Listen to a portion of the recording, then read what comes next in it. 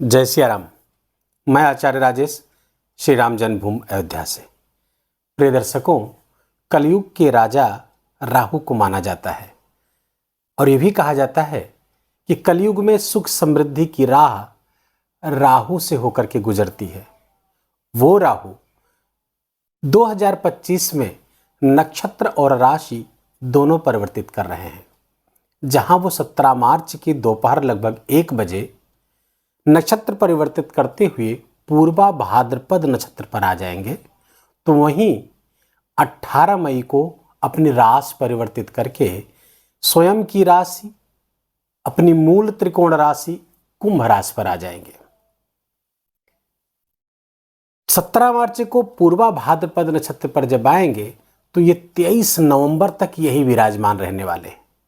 पूर्वा भाद्रपद नक्षत्र देवगुरु बृहस्पति का है, अर्थात जब राहु देवगुरु बृहस्पति के नक्षत्र पर जाएंगे तो राहु के चालाकी को गुरु के ज्ञान का बल प्राप्त हो जाएगा। आप अंदाजा लगा सकते हैं कि ऐसा राहु आपको किस किस तरीके से प्रभावित कर सकता है जब ऐसे राहु को गुरु के ज्ञान का भी बल मिल जाए। राहु देखा जाए तो हमारे जीवन में बहुत बड़ी भूमिका अदा करता है। राहु डिजायर्स है, हमारी जितनी भी इच्छाएं पैदा होती हैं वो राहु के कारण पैदा होती हैं। अच्छा, राहु न केवल इच्छा पूरी करता है बल्कि इच्छाओं को असीमित कर देता है, इच्छाओं को मैग्नीफाई कर देता है, एम्प्लीफाई कर देता है। और ये असीमित इच्छा का कारक ग्रह राहु जब धन देने पर आता है तो धन को इतनी विशाल मात्रा में दे देता है जितना कि और कोई ग्रह देने में सक्षम नहीं होता है।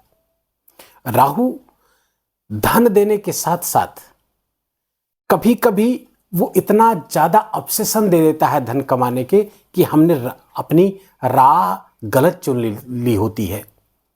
कब हम गलत रास्ते पर चल पड़ते हैं धन की चाह में, हमें पता नहीं चलता है। यहीं पर राहु से खतरा पैदा हो जाता है। वैसे राहु को लेकर के बहुत डर पैदा किया जाता है, लेकिन राहु को मेरा मानना है कि राहु से डरने की नहीं, राहु को समझने की आवश्यकता है। और यदि राहु को हम समझ लिए तो उससे डर समाप्त हो जाएगा। राहु बहुत अच्छी क्वालिटीज भी देता है, जैसे अपने लक्ष्य को प्राप्त करने का एक जुनून पैदा करता है और लक्ष्य प्राप्ति के लिए कुछ भी करने की सामर्थ्य रखता है। इवन कोई भी रिस्क ले सकता है, अपना सर कटा सकता है। और आप सब जानते हैं कि अमृत पाने की चाह में राहु वो सब कुछ कर बैठता है, वेश बदलकर देवताओं के बीच में बैठ जाता है और अमृत पी ही लेता है, भले उसका सर कट गया। तो ये जो डिटर्मिनेशन है अपने लक्ष्य की प्राप्ति की, ये तो अच्छी बात है कि अपने लक्ष्य की प्राप्ति के लिए आज इस समाज में जो भी प्रसिद्ध और महान सफल व्यक्ति हुए हैं उन सब के अंदर एक चीज कॉमन पाई जाती है कि अपने लक्ष्य के प्रति बहुत ओरिएंटेड रहे हैं, बहुत जुनूनी अंदाज में उन्होंने काम किया। राहु ये बहुत अच्छा परिणाम देता है। दूसरे, राहु कूटनीति है, विदेश नीति है, चालाकी है, राहु शरारत है, राहु छल है, दंभ है, धोखा है, और राहु सोशल मीडिया है, राहु प्रसिद्धि है, राहु ग्लैमर है। और ऐसा राहु जब गुरु के नक्षत्र पर आएगा और अपनी ही राशि पर आ जाएगा 18 मई के बाद में, और मूल त्रिकोण राशि कही जाती है बहुत सारे ज्योतिष ग्रंथों में, कुंभ राशि को मूल त्रिकोण राशि कही गई है राहु की, यद्यपि और शनि की भी मूल त्रिकोण राशि होती है। तो ये बहुत ही जबरदस्त परिणाम अपने ही राशि पर आकर के ये पूरे वर्ष भर देने वाले हैं। आइए जानते हैं कि तुला राशि के जातकों को इसका क्या परिणाम प्राप्त होगा।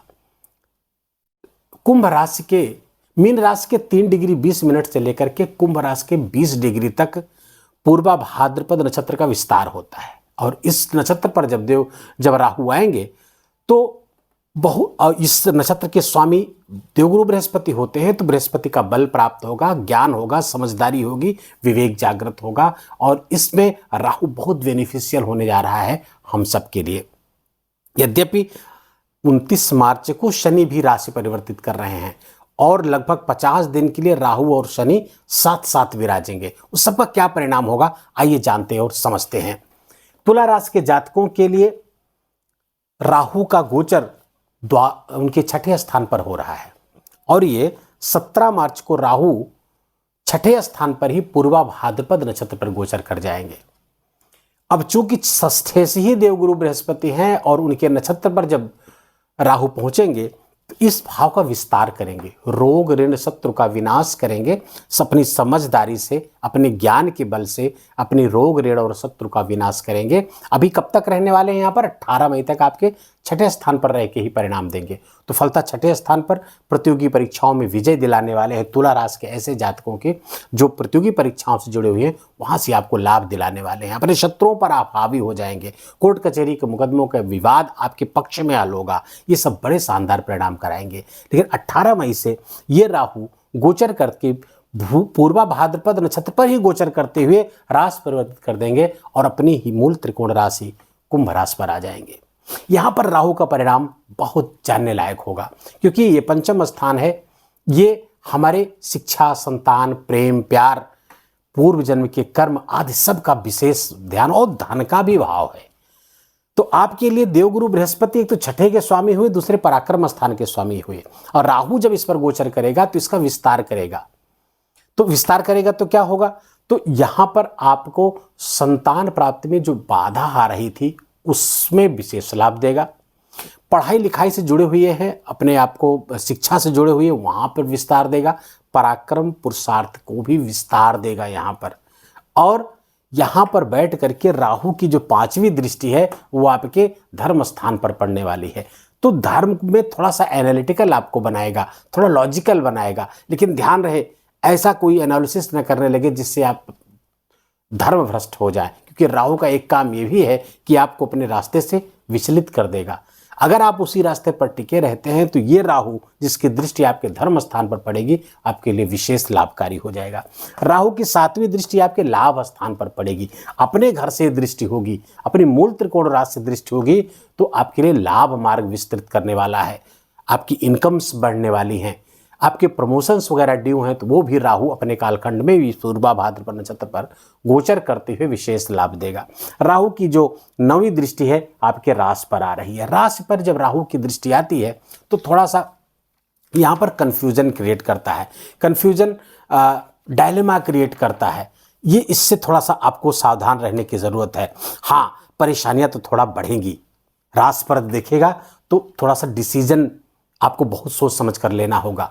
अपने स्टेप्स जो होंगे वो बहुत फूंक फूंक कर कदम आगे बढ़ाने होंगे। कहीं ऐसा ना हो कि राहु के ऑब्सेशन में, राहु के जाल में आप फंस जाएं। वहां पर अपने आप पर नियंत्रण रखने की आवश्यकता होगी। बदलाव तो होगा, ये पंचम स्थान पे रहेंगे तो कुछ बदलाव कराएंगे, कैरियर में कुछ बदलाव करा सकते हैं, आपकी योजनाएं कुछ परिवर्तित कराएंगे, लेकिन वो सब आपकी भलाई के लिए ही होगा। हाँ, ग्रोथ तो देंगे, यहाँ पर बैठ करके ग्रोथ बढ़ाएंगे, लेकिन कुछ चिंताओं के साथ, क्योंकि जो 9वीं दृष्टि है आपके राशि स्थान पर पड़ रही है। कुछ मानसिक परेशानियां भी ऐसा राहु देता है। यद्यपि शनि यहाँ पर फायदेमंद होंगे आपके, क्योंकि कंटक शनि हट करके आपके छठे स्थान पर आ जाएंगे 29 मार्च को। यहीं पर कुछ समय के लिए 50 दिन के लिए राहु और शनि का एक श्रापित योग बनेगा। इसमें थोड़ा सा सावधानी बरतने की आवश्यकता होगी।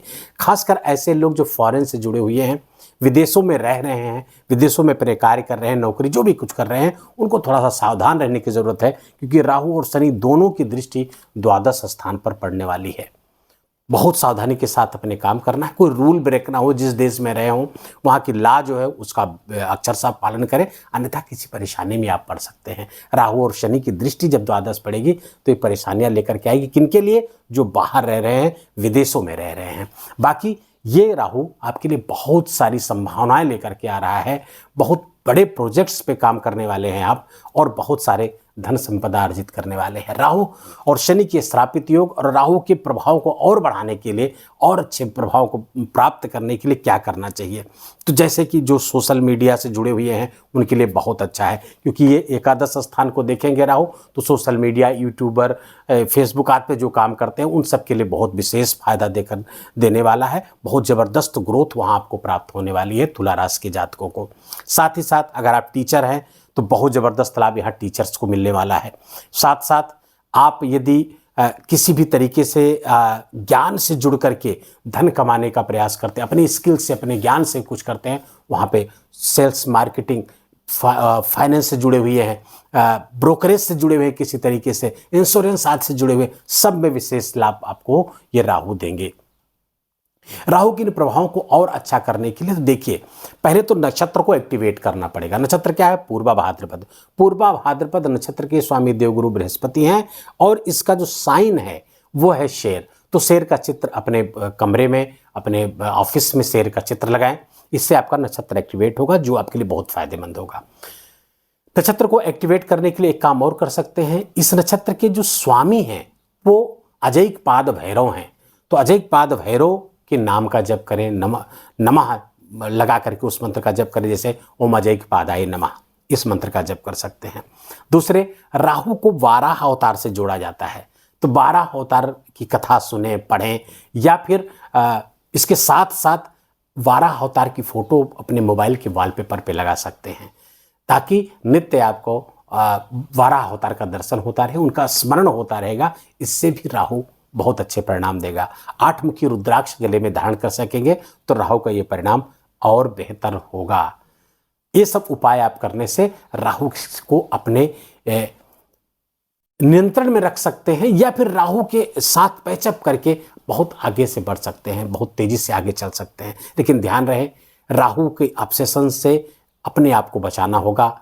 ऐसा ना हो कि राहु किसी जाल में आपको फंसा दे, इतना ध्यान रखने की आवश्यकता होगी। वीडियो के ही विराम देंगे। वीडियो अच्छा लगा हो, आपके काम का लगा हो और मेरा बोलना आपका सुनना दोनों सार्थक हुआ हो तो कृपा करके वीडियो को लाइक करिएगा, अपनों के साथ शेयर करिए और कमेंट में जा करके जय सिया राम लिखना बिल्कुल भी मत भूलिएगा। मेरा विशेष निवेदन, विशेष आग्रह आपसे।